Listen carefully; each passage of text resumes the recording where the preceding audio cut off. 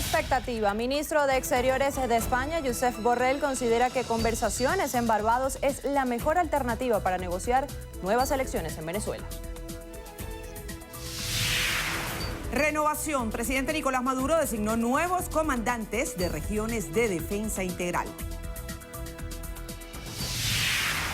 Encuentro. El canciller de Colombia, Carlos Holmes Trujillo, ratificó en Washington disposición de ayudar a los venezolanos. Rechazo. El fiscal Tarek William Saab dijo que la alta comisionada de la ONU para los Derechos Humanos invisibilizó gestiones del Ministerio Público en su informe sobre Venezuela. Espera resultados. Unión Europea advierte que habrá nuevas sanciones a Venezuela si reuniones en Barbados no dan resultados favorables. Protestas masivas, 21 policías heridos y 5 detenidos es el saldo de una manifestación para pedir la renuncia del gobernador Ricardo Rossello. Polémica. Ricky Martin, Residente y Bad Bunny piden dimisión de gobernador de Puerto Rico.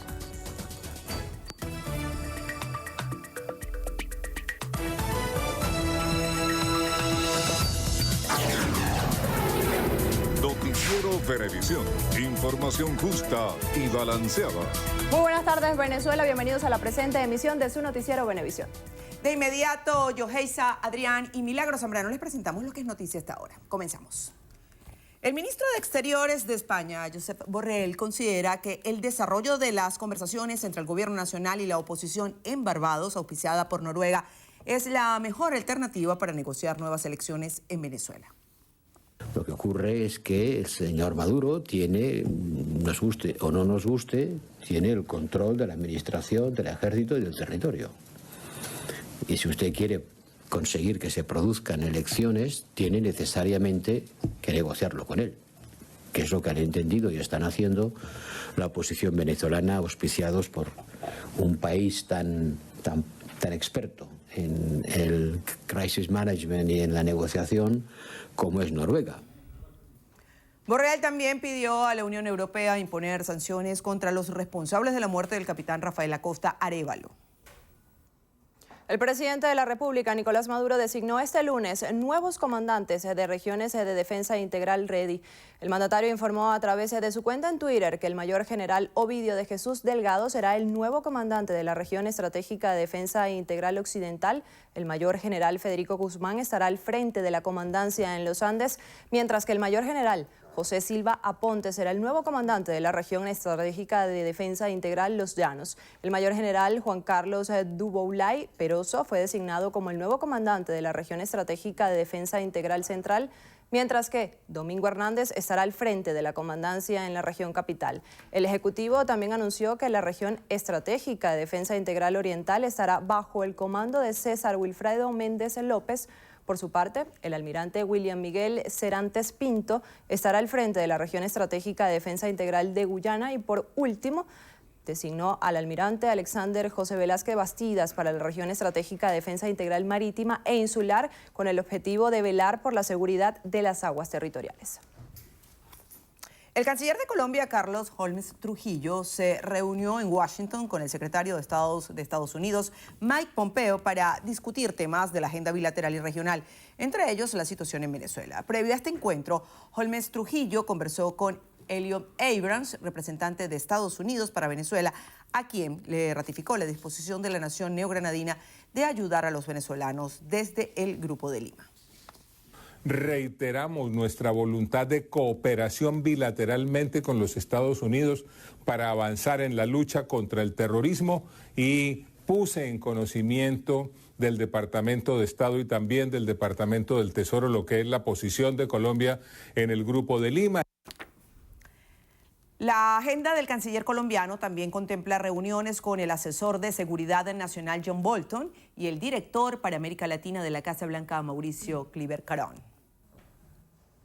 La Corporación Eléctrica Nacional informó que se encuentra atendiendo fallas en los circuitos El Peñón, sectores Mararito, Mata de Coco, Belén, Cúcuta Quiripital, Los Naranjos, San Vicente, Angostura en Caracas. Corpoelec también anunció que por fluctuaciones de tensión debido a conductor desprendido en la parroquia Sucre, específicamente en Catia, se realiza corte de servicio de 6 megavoltiamperios.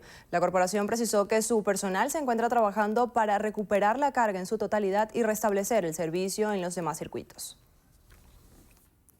La Unión Europea advirtió que impondrá nuevas sanciones a Venezuela si no se registran resultados concretos en las conversaciones entre el gobierno y la oposición para buscar una solución a la situación del país. La jefa de la diplomacia europea, Federica Mogherini, señaló que la situación que se vive en Venezuela requiere de una solución política urgente. Detalló que si ambas partes no logran progresos sustanciales durante sus conversaciones en Barbados, el bloque comunitario seguirá extendiendo sus medidas selectivas. Sin embargo, destacó que las sanciones pueden ser revertidas si se registran resultados favorables, como nuevas elecciones presidenciales.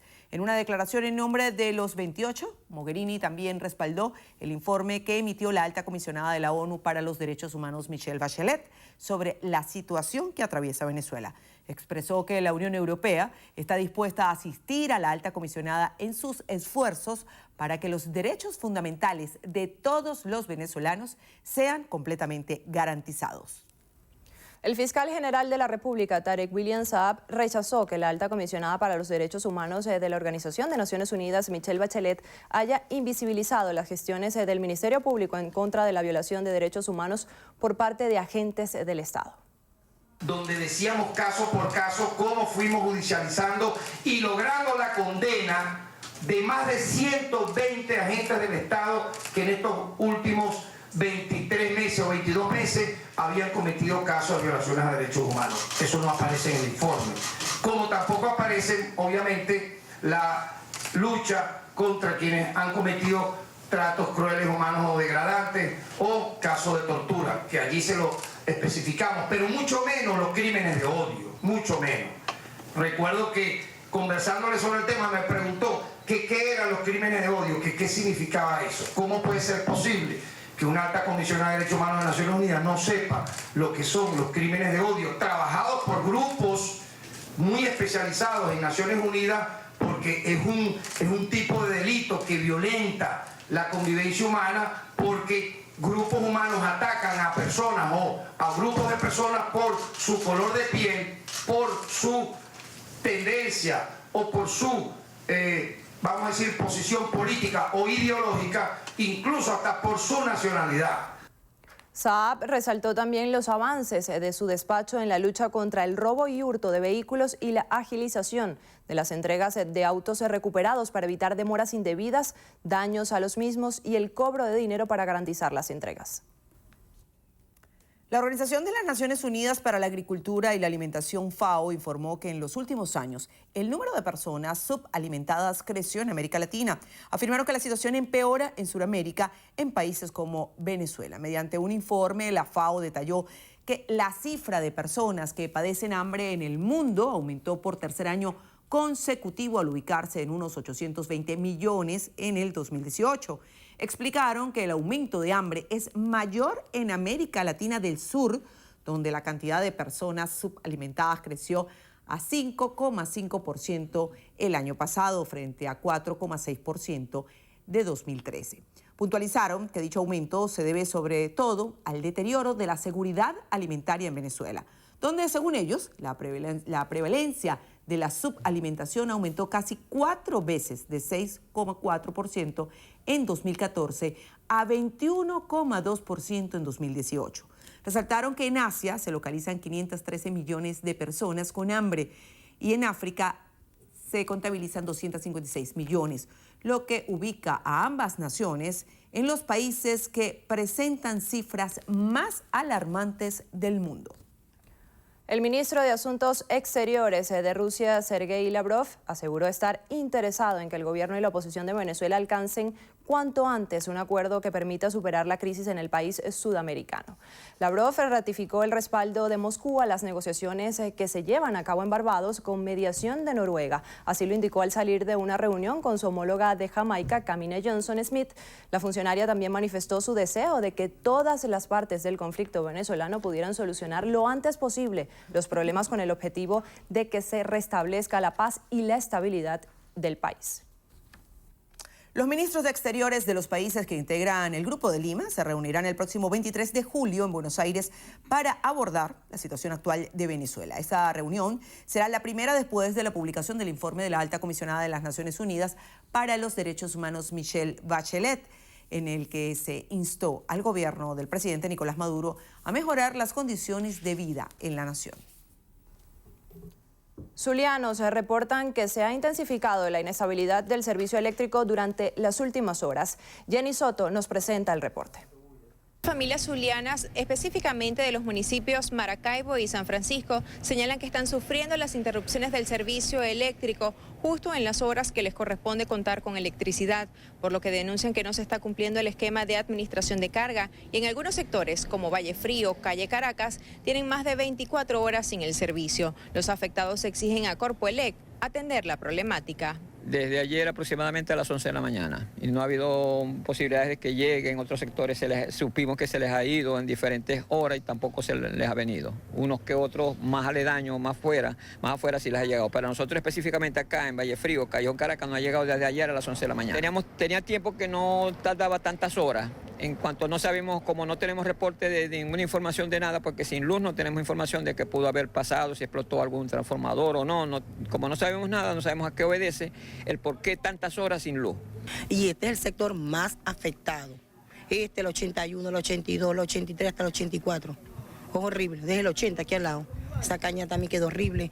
Tenemos la inseguridad. Ayer pasó un carro haciendo tiros en la noche, como a las 1:30 de la mañana. Uno duerme afuera. Habitantes insisten que con las continuas fluctuaciones se les dañan sus electrodomésticos y nadie responde por ello. Manifiestan que a más de 4 meses de estar en esta situación no se observan mejorías. Es el reporte que podemos ofrecerles a esta hora desde el estado Zulia. Gracias, Jenny. En Puerto Rico, el gobernador de la isla, Ricardo Rosselló, reiteró que no renunciará a su cargo pese a las fuertes manifestaciones que se registraron la noche de este lunes en San Juan para pedir su dimisión tras la filtración de contenido de un chat privado que salieron al menos 21 policías heridos y 5 detenidos. Durante una rueda de prensa, Rosselló afirmó que se encuentra en un proceso de evaluación que se respeta y se protegerá el derecho a la libertad de expresión. Sin embargo, condenó los incidentes y hechos de violencia en la zona que rodea la fortaleza, sede del Ejecutivo, que provocaron numerosos daños materiales. Ponderado y analizado. Yo voy a continuar en mi trabajo. Mi responsabilidad, y siento que es una gran responsabilidad con el pueblo de Puerto Rico, que me dio la oportunidad de servirle como gobernador, es continuar trabajando y proveerle estos resultados. Siempre uno va a enfrentar distintos retos. Este es un gran reto, pero de la misma forma nosotros tenemos que cumplir con nuestro objetivo y yo continuaré en esa misma dirección. La revelación del contenido del chat privado ha desatado una ola de protestas diarias contra Rosselló, quien junto a su círculo íntimo ofrecieron en el mismo palabras y frases homófobas e insultos contra periodistas, así como líderes políticos de su propio partido y de la oposición. El fundador de Wikileaks. Y el fundador de Wikileaks, Julian Assange, habría usado la Embajada de Ecuador en Londres, donde estuvo asilado por casi 7 años como un centro de operaciones para presuntamente interferir en las elecciones de 2016 en Estados Unidos, en las que obtuvo la victoria el actual presidente Donald Trump, según indicaron medios locales. De acuerdo con reportes de vigilancia, Assange, quien permanece bajo custodia de la justicia británica, se reunió en la legalización con piratas informáticos y ciudadanos rusos, al tiempo que reveló documentos robados. Los informes, que habrían sido compilados por la firma española UC Global Security Consulting, indican que el australiano disponía de internet de alta velocidad, teléfonos y una lista especial de invitados a los que no se requería ser revisados. Assange, de 47 años de edad, se enfrenta en una corte federal de Virginia, en Estados Unidos, a varios delitos de espionaje y de publicación de documentos altamente clasificados en relación con la filtración masiva que organizó en 2010. Este martes se conmemoran 50 años del lanzamiento de la histórica misión espacial Apolo 11, que marcó el inicio del primer viaje del hombre a la Luna. El 16 de julio de 1969, los astronautas estadounidenses Neil Armstrong, Buzz Aldrin y Michael Collins fueron colocados al tope del cohete Saturno V de 110 metros de longitud y propulsados a órbita desde Cabo Kennedy. En solo 11 minutos, la nave llegó a la Luna el 20 de julio de ese mismo año, 4 días después del despegue. Armstrong y Aldrin pisaron la superficie y colocaron la bandera estadounidense sobre el satélite. Gracias a la primera retransmisión televisiva global, millones de personas pudieron ver el acontecimiento y oír a Armstrong definir la hazaña como un pequeño paso para un hombre, un salto gigante para la humanidad. Los 3 astronautas se regresaron sanos y salvos a la Tierra el 24 de julio, cuando el módulo lunar cayó al Pacífico a 1.500 metros al sudoeste de las islas Hawái y fueron recogidos. Esta misión fue posible gracias al esfuerzo de unas 400.000 personas anónimas que ayudaron a concretar la promesa hecha en 1961 por el presidente John F. Kennedy de enviar a un hombre a la Luna antes de que finalizara la década de los 60. Medio siglo desde que el hombre pisó la Luna. Amigos, momento de hacer nuestra primera pausa. No se retire, que al regreso tenemos más información para usted. No se lo esperaban. Evento juvenil tuvo que ser evacuado de emergencia. Los detalles se los contamos en breve. No se aparten, ya volvemos.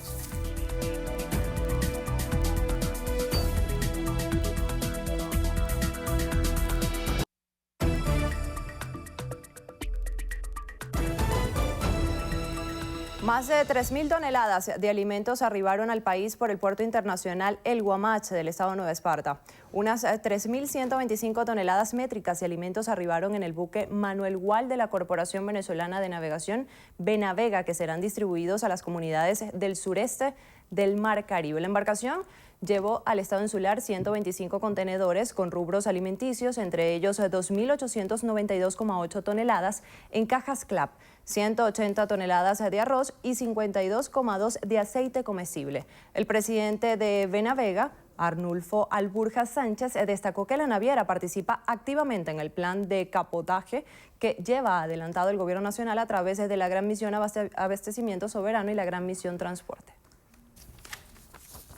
El diputado de la Asamblea Nacional, Oscar Ronderos, informó que el Parlamento del Mercosur aprobó por unanimidad invitar a la alta comisionada para los Derechos Humanos de la ONU, Michelle Bachelet, para que presente ante la plenaria del organismo el informe sobre su reciente visita a Venezuela. A través de su cuenta en Twitter, Ronderos indicó que la propuesta fue aprobada por unanimidad durante la 65ª sesión ordinaria de Parlasur, contando con el visto bueno del resto de los parlamentarios de la región que hacen vida en la tribuna.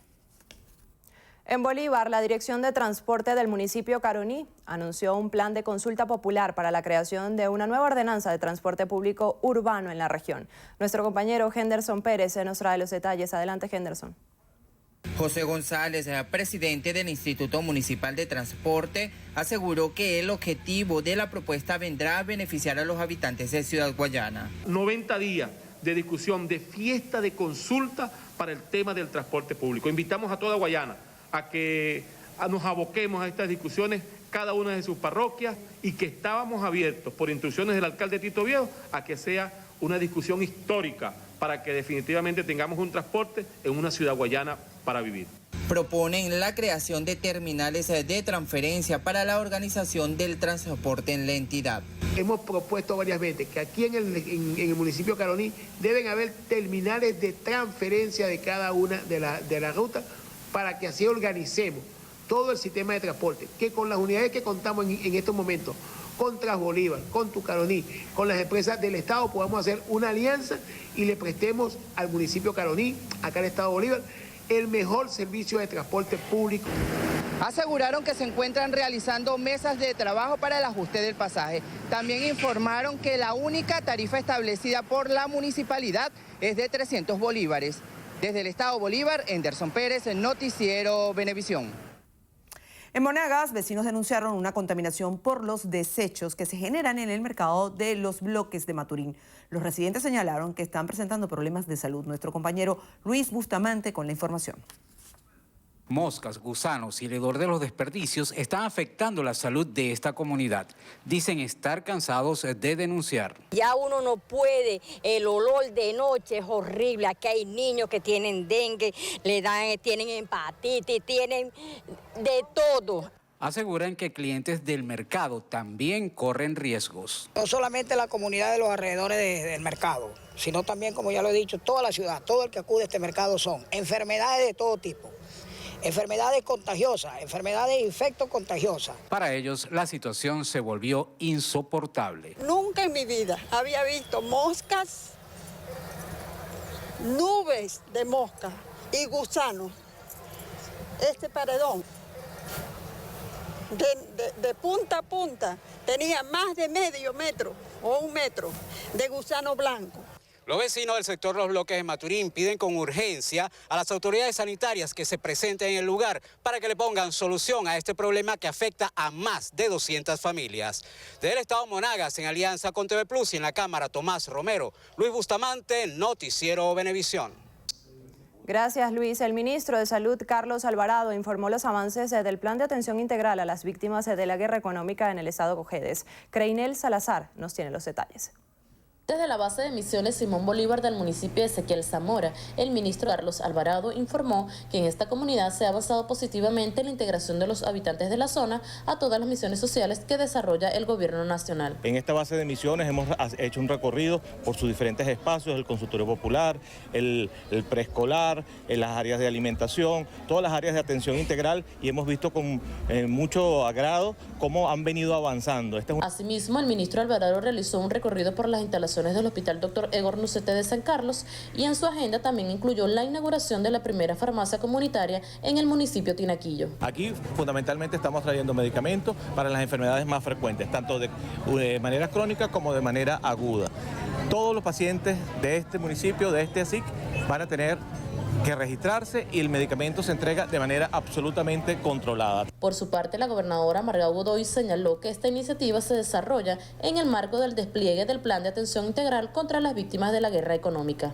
Asimismo, la mandataria regional informó que esta es la primera farmacia de 10 que se tienen previstas instalar en la entidad para el fácil acceso a los medicamentos. Desde Cojedes, en la Cámara de Darwin López, Creinel Salazar, Noticiero Venevisión. Amigos, momento de hacer una nueva pausa. En breve, más éxitos. Y es que Maluma estará con J-Lo en una película. Los detalles en Estrenos y Estrellas.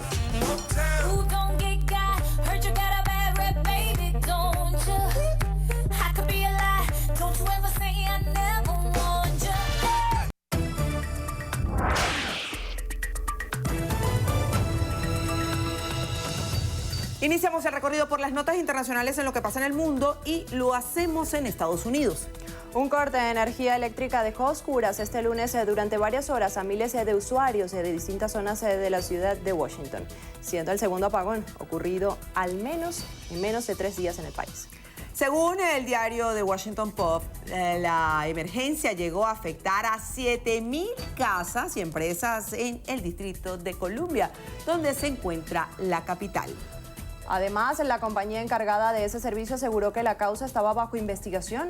El pasado sábado, un apagón masivo afectó el oeste de Nueva York, dejando a oscuras a unas 72,000 personas. Se conoció que la situación se habría producido por un cable de distribución defectuoso que el sistema no aisló como debía. En Croacia, al menos 10,000 jóvenes que atendían un festival de hip hop en la isla de Pag tuvieron que ser evacuados anoche al registrarse un incendio forestal sin que ninguno haya resultado herido. El evento se celebraba en la popular playa Sers, donde hay numerosos bares y locales cuando comenzó el fuego en el bosque de pinos que circunda la costa y que fue avivado por el fuerte viento. Durante la madrugada, los bomberos lograron controlar las llamas que quemaron unas 10 hectáreas de bosque. En República Democrática del Congo falleció este martes el pastor evangelista enfermo de ébola que llegó este domingo en autobús a Goma, siendo el primer caso confirmado en esta gran urbe del norte del país. La víctima, quien predicó en 7 iglesias y comenzó a sentir los primeros síntomas el pasado 9 de julio, murió mientras era trasladado a un centro de tratamiento en la vecina localidad de Butembo. Este brote, el más letal de la historia de esa nación, se declaró el pasado 1 de agosto. La ONU informó que la tasa de contagios por VIH en América Latina creció 7% entre 2010 y 2018, un dato que sitúa a la región entre las zonas a vigilar dentro de la lucha contra el SIDA. Según un informe, la cifra total de nuevos contagios anuales en la región se sitúa en torno a los 100.000, con Brasil como núcleo de casi la mitad de esos casos. En total, en el mundo hay unos 37,9 millones de personas infectadas y solo 2 de cada 3 de ellas tienen acceso a los antirretrovirales. En Panamá fue declarada una alerta sanitaria y prohibición de manera rotunda del ingreso de cualquier material vegetal que pudiera estar contaminado del hongo Fusarium oxyporum, que ataca los cultivos de banano y plátano y que fue detectado en el área de La Guajira, en Colombia. Ante la situación, las autoridades reforzarán el control de cuarentena en aeropuertos, puertos y fronteras. México descartó convertirse en un tercer país seguro para migrantes centroamericanos que buscan refugio en Estados Unidos y condenó la norma emitida por el presidente Donald Trump, quien restringe las peticiones de asilo. Asimismo, sobre el anuncio del aumento de deportaciones hecho por Trump, el gobierno mexicano no ha detectado ningún incremento en números de deportados, aunque alertó que no quiere decir que no puedan ocurrir en los próximos días. En India, entre 40 y 50 personas estarían atrapadas bajo los escombros de un edificio de viviendas que se derrumbó este martes en un área densamente poblada de la ciudad de Bombay, en el oeste del país. La construcción de 4 pisos de altura se desplomó en plena temporada de lluvias del monzón. Las fuertes lluvias que azotan la nación también provocaron que el pasado domingo colapsara un edificio en el estado de Himachal Pradesh, dejando 12 muertos y 30 heridos. En Bélgica, este martes, la Junta del Parlamento Europeo votará por las personas que los líderes han designado para presidir la Comisión Europea durante los próximos 5 años. Entre los aspirantes se encuentra la candidata alemana Ursula von der Leyen, quien hasta ahora es ministra de Defensa de su país y que requiere al menos 374 votos a favor para convertirse en la primera mujer que preside esa comisión. Y cerramos en China, donde una pasarela de cristal con sorprendentes efectos 5D mantiene en expectativa a sus visitantes en el suroeste del país. La atracción tiene casi 220 metros de largo y 2,3 metros de ancho y su piso cuenta con deslumbrantes efectos que van desde una relajante escena de estilo acuario hasta la ilusión de la ruptura del vidrio. El puente ofrece una vista pintoresca para turistas a 80 metros de altura y es capaz de soportar a 400 visitantes de forma simultánea. ¿Pasearías por ese puente, Milagros? Toda una experiencia. Yo lo dudaría. Momento de hacer una nueva pausa. Al regreso, más información. No se aparten, ya venimos.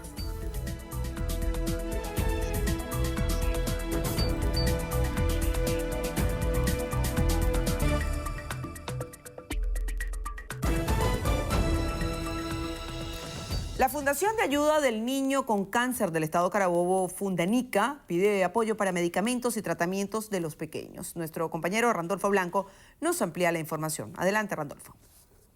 Buenas tardes, amigos. Nos encontramos en estos momentos con la presidenta de la Fundación de Niños con Cáncer, Fundanica, Virginia Segovia Bolívar, para que nos dé detalles. En el día de hoy están celebrando el Día del Niño y precisamente con estos niños con cáncer. ¿Cómo es la situación en estos momentos para los niños con cáncer en Venezuela? Hoy, en medio de esta crisis, festejamos a los niños, porque todo niño debe tener una infancia feliz. Ningún niño debe morir en el amanecer de su vida. Por lo tanto, exigimos a las autoridades correspondientes que respeten los derechos derecho de salud de nuestros niños y cumplan con su deber, que es dar paz y tranquilidad para los niños enfermos. En este año tenemos 24 niños fallecidos. Es de resaltar que en este momento tenemos en nuestra tabla de niños, tenemos 50 niños. Hace 2 años teníamos una plantilla de 220 niños que apoyaban. Bueno, escuchaban a la profesora Virginia Segovia de Bolívar, presidenta de Fundanica, hablando sobre la situación de los niños con cáncer acá en el estado Carabobo. 24 fallecidos en lo que va de año, es la cifra que ellos manejan. Continúen con más del noticiero Venevisión.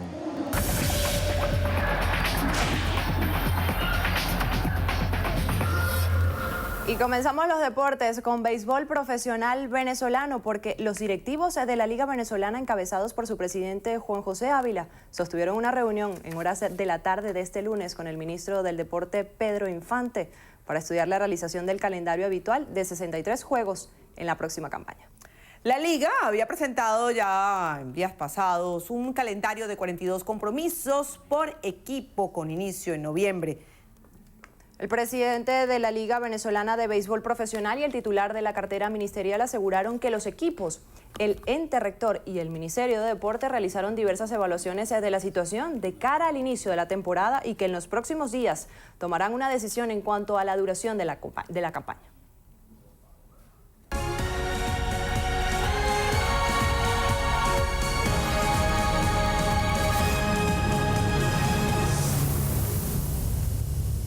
Hay unos para los que la bicicleta es su vida y hay otros para los que hay una vida más allá de la bicicleta, más allá de esta línea de llegada.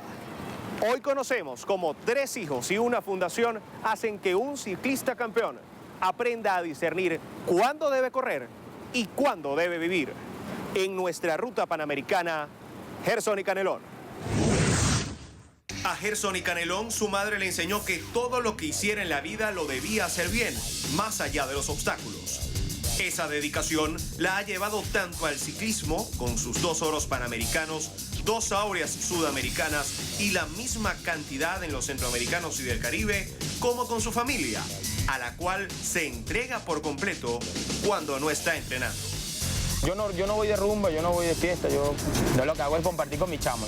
Si cuando no estoy entrenando estoy con ellos, pero cuando estoy entrenando sí me aparto un poco porque a veces también me toca descansar y que a veces ellos no me dejan porque bueno, son niños pues y hay que prestarles muchísima atención. Canelón, quien tiene una fundación de desarrollo deportivo, encontró en la fe la fuente de renovación personal que necesitaba, la que le ha permitido volver a batallar en los escenarios más importantes. Yo soy muy creyente de Dios, siempre veo algo de la Biblia, me había perdido así desviado del Señor y me volví a reencontrar con Él. Estando en la iglesia escuché un versículo que es el pastor y dije, es el momento de que yo vuelva otra vez a renacer, como el ave fénix. Y como cualquier campeón criollo, escuchar su himno mientras está en lo más alto del podio lo ilusiona.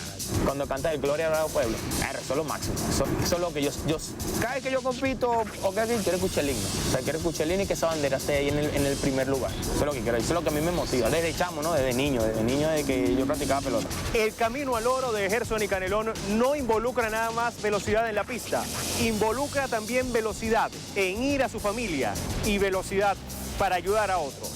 Hasta aquí nuestra primera parada de la ruta panamericana.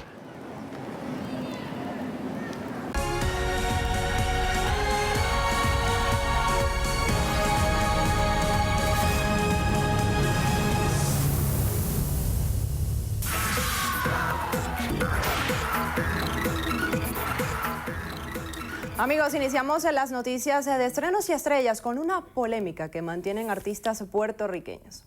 Los cantantes Bad Bunny, Ricky Martin, René Pérez, Residente, alzaron su voz contra el gobernador de su país, Ricardo Rosselló, tras la filtración de un chat privado entre él y otros miembros de su gabinete con comentarios sexistas, homofóbicos y llenos de insultos hacia periodistas. Martin y René Pérez, Residente, difundieron unos comunicados pidiendo la dimisión de Rosselló, mientras que Bad Bunny impulsó una campaña en Twitter en su contra con la etiqueta #RickyRenuncia.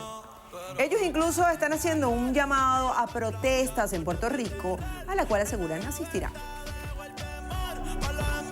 fuerza, paz y amor. Termina la espera y se revela quién llevará adelante el personaje de 007. Medios internacionales reseñaron que en esta oportunidad será una mujer, la actriz londinense Lashana Lynch. Un anuncio que conmovió la industria y que muestra inclusión. Esta sería la primera vez que la famosa saga de James Bond sea protagonizada por una mujer y afroamericana. Según la factoría, pretenden dar este giro de cara al futuro. Trascendió que Daniel Craig conservará el papel del mítico agente del M16 y la morena heredará el icónico identificador después de que Bond decida retirarse de la agencia de espionaje tras su enfrentamiento con Blofeld en Spectre. Jennifer López y Maluma estarán juntos en la gran pantalla. Pareciera que no hay límites para el cantante de música urbana porque ahora consiguió un papel en una película de Hollywood. Se trata de la cinta de Marry Me, que tiene como protagonistas a Jennifer López y a Owen Wilson. Según Maluma, dará vida al prometido del personaje interpretado por la diva del Bronx. Marry Me cuenta la historia de una cantante de pop quien descubre que su prometido le ha sido infiel con una persona de su entorno.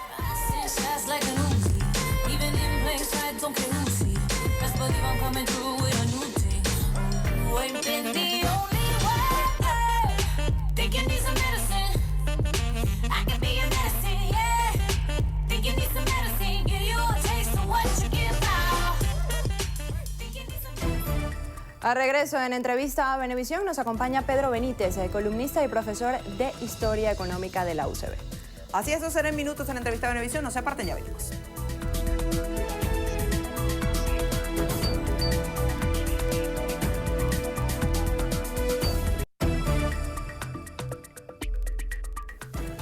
Continuamos. El nuevo presidente de Fedecámaras, Ricardo Cusano, se comprometió a que las 250.000 empresas privadas que existen en el país se mantengan operativas a pesar de la crisis. Euclides Sotillo nos tiene el reporte. Buenas tardes, Euclides, cuéntanos. Hola, buenas tardes. El nuevo líder de la cúpula empresarial aboga por la reconstrucción del sector privado nacional.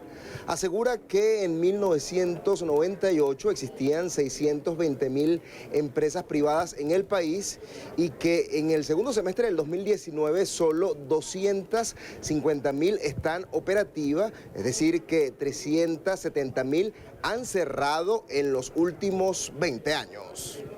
Está generando oportunidades de cara a pasar de lo hecho en Venezuela a hecho por venezolanos. Tenemos en este momento en países como Estados Unidos, México, Colombia, España, Inglaterra, asociaciones de empresarios y ejecutivos venezolanos que han aprendido a convivir y a crecer en espacios donde se respeta la ley, donde hay una ley que promueve la empresa privada, pero donde hay competitividad, donde el Estado no subsidia ningún tipo de actividad, sino que te genera las condiciones para que tú seas productivo y seas competitivo, generando empleo, generando bienes y servicios que empoderan al consumidor. Al ser consultado sobre su disposición a reunirse con el gobierno nacional, dijo estar dispuesto siempre y cuando prive el respeto. Estas declaraciones las ofreció Ricardo Cusano durante la asamblea número 75 de Fedecámaras, celebrada en la Universidad Metropolitana de Caracas. Euclides Sotillo, Noticiero Venevisión. Gracias, Euclides. La alcaldesa del municipio Piar en el estado Bolívar, Yulisbeth García, informó que se iniciaron los trabajos de recuperación de la Plaza Bolívar de Upata como parte del proyecto de Misión Venezuela Bella impulsado por el gobierno nacional. García aseguró que con el inicio de este plan se han realizado jornadas de embellecimiento de calles, avenidas y remodelaciones del municipio Piar. Dentro de esos tres proyectos se está planteado un bulevar en el municipio, recuperación y embellecimiento de una avenida importante de este municipio Piar y la plaza. La mandataria municipal señaló que dentro de los proyectos está la colocación de 1.300 toneladas de asfalto. De bacheo con la gobernación del estado Bolívar, que viene a darle ese toque final para la demarcación y para el buen vivir de nuestra ciudadanía. En marco del buen vivir de nuestros ciudadanos, seguiremos creciendo y seguiremos visualizando a Upata, el municipio Piar, como el municipio potencia del estado Bolívar. Este plan se extenderá en las parroquias Andrés Eloy Blanco y Pedro Cova a fin de brindar espacios que vayan destinados a la cultura.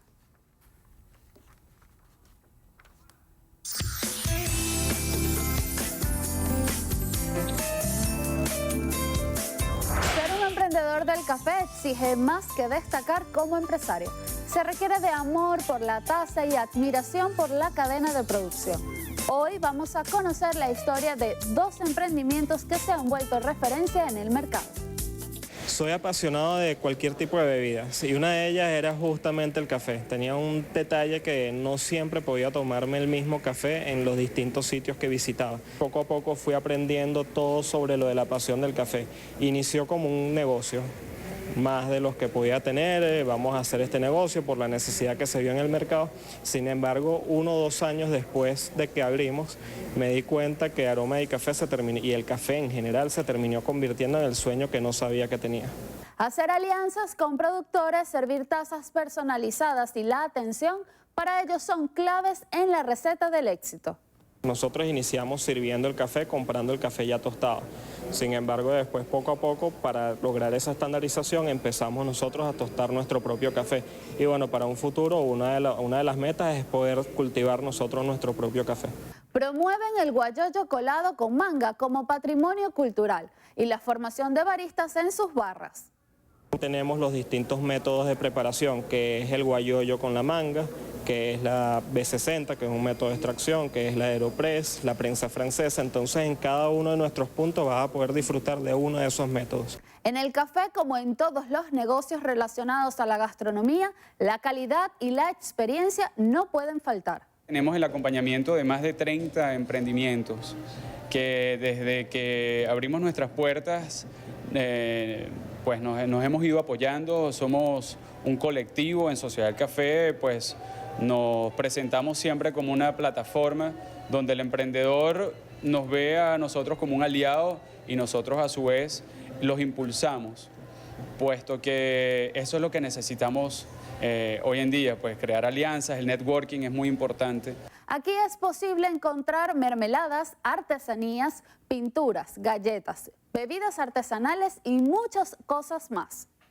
Bueno, nosotros nos preocupamos muchísimo en Sociedad del Café por presentarnos como una marca con personalidad, con sentimiento. Un rico café, un postre, una comida, una panadería de primera línea, siempre pues vinculado a lo criollo, a lo nacional. Una estructura sólida con base en el equipo y los buenos valores del venezolano. Hoy en día podemos ver en los anaqueles espacios que han dejado otras marcas y productos que están de muy buena calidad y que van a permanecer, y nosotros apostamos a ellos. Estos emprendimientos buscan ofrecer la mejor experiencia en torno al grano a partir de servicios y bebidas. Yo soy Bárbara Crespo y los invito a seguir emprendiendo conmigo y a dejarme sus comentarios en mi cuenta de Instagram, @BarbieCrespo. Gracias por acompañarnos en Historias de Emprendedores.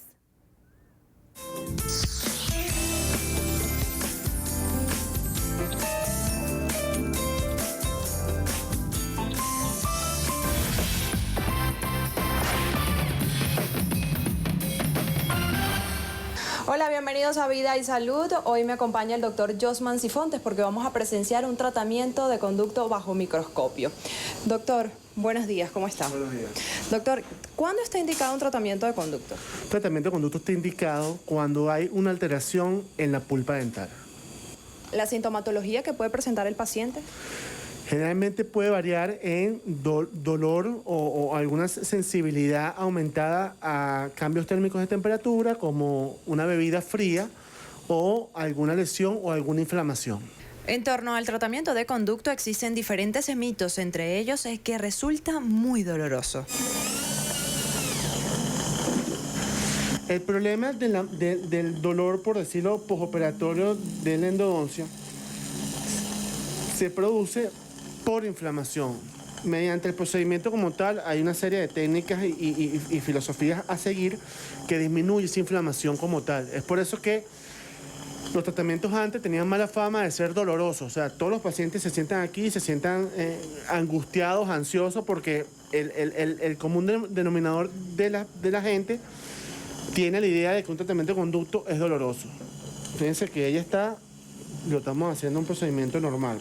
Con una visión directa bajo microscopio obtiene detalles que son imperceptibles para el ojo humano. El microscopio te da primero una correcta ergonomía a la hora de trabajar. Con una visión directa y magnificación, yo tengo una mejor postura. Aparte que, como te comentaba, el procedimiento como tal, hay campos quirúrgicos a nivel de los procedimientos en odontología, van más allá de la limitante de la visión como tal. El ojo humano nada más puede distinguir entre dos puntos que están separados de 0.2 micras. Pacientes, por ejemplo, con alguna patología como la diabetes, ¿tienen que tener un cuidado especial para hacer un tratamiento de conducto? Hay ciertas contraindicaciones a la hora de la atención del paciente odontológicamente. Una de ellos es una diabetes descontrolada o no controlada. Pacientes hipertensos no controlados, con enfermedades cardiovasculares. Una vez terminado el tratamiento, la paciente debe esperar 1 hora para comer y reincorporarse a sus actividades cotidianas. Recuerde usted en casa visitar a su odontólogo cada 6 meses. Soy Yohei Adrián y los invito a seguirnos en nuestra cuenta de Instagram @vidasalud_bebé o en mi cuenta personal, Yohei_Adrián. Los espero en una próxima entrega de Vida y Salud.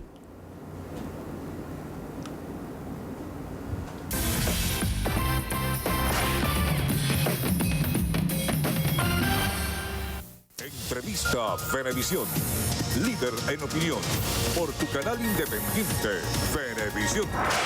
Muchísimas gracias por acompañarnos en Entrevista Venevisión. Hoy vamos a conversar con Pedro Benítez. Él es columnista, profesor de Historia Económica de la Universidad Central de Venezuela. Muchísimas gracias por acompañarnos en Entrevista Venevisión. Gracias a ustedes, muy agradecido por estar acá. Es interesante cuando pensamos en el proceso de diálogo que está en desarrollo en Venezuela y sobre el cual no solamente están puestos los ojos de los venezolanos, sino la mirada del mundo, analizar históricamente qué ha sucedido en otros procesos de diálogo. Siempre vemos que hay factores comunes en todos los procesos de diálogo y lo conversábamos antes, y es que las partes tienen que ceder. Si nos tocara definir en una palabra lo que aspira el gobierno en este proceso de diálogo, se pudiera decir la búsqueda de la convivencia, y la oposición busca un cambio. ¿Cómo buscar un punto donde se ceda en ambas partes para negociar? Bueno, el diálogo en la política tiene que tener un objeto, si no es inútil. Sentarse a dialogar para tomarse un café al final del día no tiene ningún resultado. Esto tiene que tener un resultado concreto, y el objetivo de ese diálogo tiene que desembocar en una negociación donde cada parte esté dispuesta a ceder. Y en las experiencias históricas, estos procesos de negociación son los que han construido las transiciones, que visto con el tiempo, la distancia que da el tiempo, se puede ver, se ve de una manera romántica, pero en realidad en su momento cuando se desarrollaron fueron complejos, fueron difíciles, y una de las claves fue esa, que cada parte estaba dispuesta a ceder. En este caso me parece obvio que el sector de Nicolás Maduro lo que pretende es quedarse en el poder. Y el sector que lo adversa, que encabeza Juan Guaidó desde la Asamblea Nacional, lo que pretende es precisamente provocar el cambio político. Y desde mi punto de vista, eso es lo que refleja el sentimiento de la mayoría. Ahora, ¿cómo construimos esa salida política de una manera que sea pacífica, que tenga el menor coste posible para el país, y que ese sea el inicio, no solamente de un cambio de poder, de quítate tú para ponerme yo, sino que el grupo político que venga empiece a poner en práctica las reformas económicas que Venezuela necesita para recuperar estos años de destrucción económica. Benítez, cuando habla acerca de que este proceso de acuerdos y negociaciones debe ser productivo, vemos declaraciones de voceros como de la Unión Europea que han sido enfáticos de que esperan resultados. ¿Cuál pudiera ser un resultado tangible de este proceso de negociaciones para que la comunidad internacional se pueda dar por servida? ¿Y cómo discriminar la autodeterminación de los pueblos en cuanto a la presión internacional que hay en este proceso? Bueno, parece obvio que de este proceso que se está desarrollando ahora en Barbados, este intento de negociación, el resultado concreto que aspira la comunidad internacional, y creo yo que aspiran la mayoría de los venezolanos, es que de ahí salga acordada una elección presidencial, y que haga una elección donde el pueblo venezolano de manera libre, transparente y justa pueda elegir a quién le va a gobernar, y que el que gane respete a quien perdió, y el que perdió reconozca al que ganó, y que el factor que pierda, en este caso el poder, tenga la oportunidad de no ser perseguido y que no se reedite este conflicto de permanentes venganzas y persecuciones de unos contra otros. Benítez, todo lo que se puede hacer de aquí hasta que exista una fase conclusiva de este proceso de diálogo son meras especulaciones. Ya. Pero podemos trabajar en función de los escenarios. ¿Cuál sería un escenario en el cual Venezuela tenga como respuesta de que no hay un proceso electoral? No, tiene que haber un acuerdo político, y me parece que tiene que ser perentorio, un acuerdo político en el que se acuerde precisamente una nueva elección presidencial con garantías, con un Consejo Nacional Electoral elegido tal como pauta nuestra Constitución, que tenga veeduría internacional, que nosotros tengan la garantía de poder participar libremente, tanto los venezolanos que estamos acá como los venezolanos que han tenido que emigrar por las razones que ya todos conocemos. Esa es la salida más práctica y menos costosa para Venezuela. La alternativa a eso es que continúe la destrucción nacional, que continúe la inestabilidad, que continúe aumentando la crisis social. Es decir, los venezolanos tenemos la oportunidad de construir un cambio político y esa oportunidad la tenemos a la mano y ojalá no se pierda. Lo que pasa es que aquí hay que ceder. Y en este tipo de situaciones lo que la historia nos enseña, que sí es cierto, cada parte tiene que ceder, pero quien tiene que ceder más es el que está en el poder. Yo creo que la razón por la cual Maduro está asistiendo a esta negociación que ha promovido el gobierno de Noruega no es por voluntad propia, sino es por la presión de los factores que lo sostienen en el poder. La presión de la República Popular China, que quiere cobrar el dinero que le ha prestado a Venezuela y sabe que en las presentes circunstancias no lo va a poder hacer. Creo que es la presión de Rusia, que quiere, por cuestiones geopolíticas de su competencia con Estados Unidos, quiere ganar algunas ventajas en su área y tal vez utiliza su apoyo a Maduro como una tarjeta de cambio. Creo que hay la presión, me parece que es obvio, de la Fuerza Armada Nacional, que también es parte de esta sociedad, que es víctima también, la mayoría de sus miembros, de la crisis que viven los venezolanos y quieren un resultado político. Y la inmensa mayoría de los venezolanos prefieren que ese cambio se dé por esta vía y ojalá eso sea así. Y además aquí hay un factor reciente que se ha sumado de presión política, que es el informe de la Alta Comisionada de Naciones Unidas para los Derechos Humanos, la expresidenta Michelle Bachelet. Ya hubo un informe en marzo, este informe recientemente creo que ratifica y amplía el informe de marzo, que es devastador su evaluación. Ya no es lo que diga algún opositor, ya es un informe reconocido, ni siquiera un informe de la OEA o de Almagro, no, es un informe por un organismo internacional reconocido por la comunidad internacional como Naciones Unidas, obviamente, donde las cosas que dice y asevera son sumamente graves y que crea una presión adicional sobre Maduro. Voy a poner un ejemplo muy práctico. Con ese informe ya se hace mucho más difícil el apoyo, que continúe el apoyo que han venido dando de una u otra manera países como México o países como Uruguay. E incluso la posición del gobierno de España, de Pedro Sánchez, se hace más complicada, cómo seguir defendiendo, justificando las acciones de un gobierno que este informe revela el nivel del grado de represión el que ha aplicado en Venezuela en los últimos años. Benítez, los tiempos en política son distintos a los tiempos en economía y la situación del país en materia económica pareciera ser una de las más graves de la historia. Sí. ¿Qué respuesta se debe dar en lo inmediato para sopesar esta crisis económica que vivimos hoy los venezolanos? En agosto del año 2014, hubo un congreso del Partido Socialista Unido de Venezuela, el PSUV, en el Teatro Teresa Carreño. En aquel momento Rafael Ramírez era vicepresidente para el área económica, era presidente de PDVSA, ministro del Petróleo. Y él presentó una propuesta de reformas económicas que incluía eliminar el control de cambio, incluía aumentar el precio de la gasolina, una serie de reformas que ellos plantean para tratar de salvar el modelo, lo pongo entre comillas. Lo que quiero decir con esto es que ya en aquel momento ellos tenían conciencia y no se habían caído los precios del petróleo, de que el modelo económico que se había empezado a instaurar el presidente Chávez a partir del año 2004-2005 era inviable y estaba llevando a Venezuela al desastre. Esa fue la oportunidad que tuvo Maduro de rectificar su modelo económico y no lo quiso hacer. Pasamos el 2015, 2016, se cayeron los precios del petróleo, se volvieron a recuperar y bueno, en este periodo Venezuela ha perdido más de la mitad de su economía, 4 millones de venezolanos por lo menos han emigrado, se ha creado este gigantesco desastre, es el mayor que ha sufrido ninguna economía en el hemisferio occidental que no haya pasado por una guerra. O sea, ningún país que no haya pasado por una guerra ha pasado por una situación como la de Venezuela. Esto no pasó en Perú en la crisis del 89-90. Solo nos podemos comparar con los países centroamericanos y vivieron una guerra civil. Y lo cierto es, el dato objetivo es que año tras año, por las razones que sean, Maduro se ha negado a rectificar. Entonces, este problema económico se ha convertido entonces en un problema político. Entonces, para poder resolver el problema económico, tenemos que resolver el problema político.